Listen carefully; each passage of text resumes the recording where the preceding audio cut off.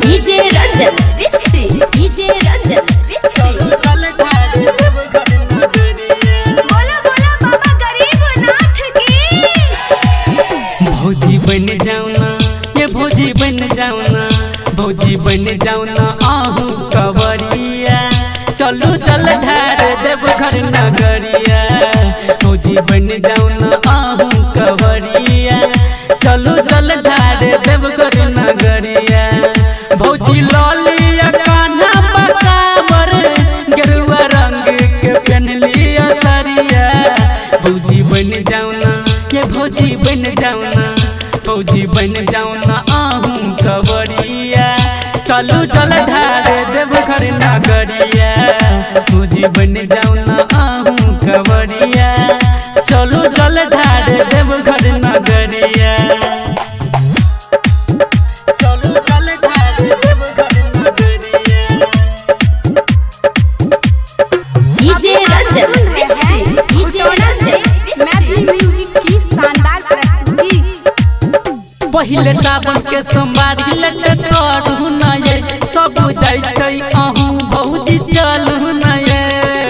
जितना ये पैसा भौजी धलू न ये भौजी जितना ये पैसा भौजी धलू न ये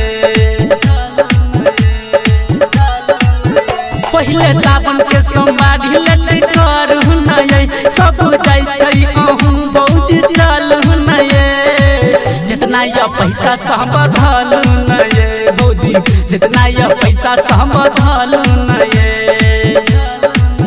हमहू पहने छी गंजी आ गमछा बन्हल ने छियै यही पगड़िया भौजी बन जाऊना ये भौजी बन जाऊना भौजी बन जाऊना आहू कवरिया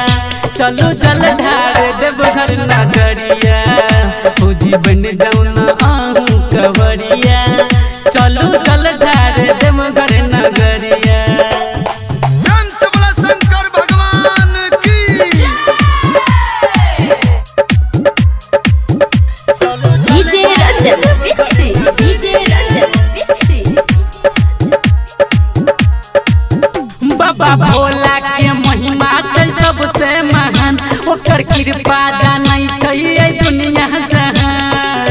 उमेश दर्दिला करे बाबा के गुणगान हे उमेश दर्दिला करे बाबा के गुणगान बाबा भोला के महिमा छै सबसे महान ओकर कृपा जानै छै ए दुनिया जहान उमेश दर्दिला करे बाबा के गुणगान हे उमेश दर्दिला करे बाबा के गुणगान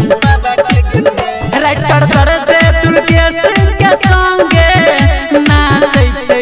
सब कवरिया भौजी बन जाऊना ये भौजी बन जाऊना भौजी बन जाऊना आहू कवरिया चलो चल ढार देवघर नगरिया भौजी बन जाऊना आहू कवरिया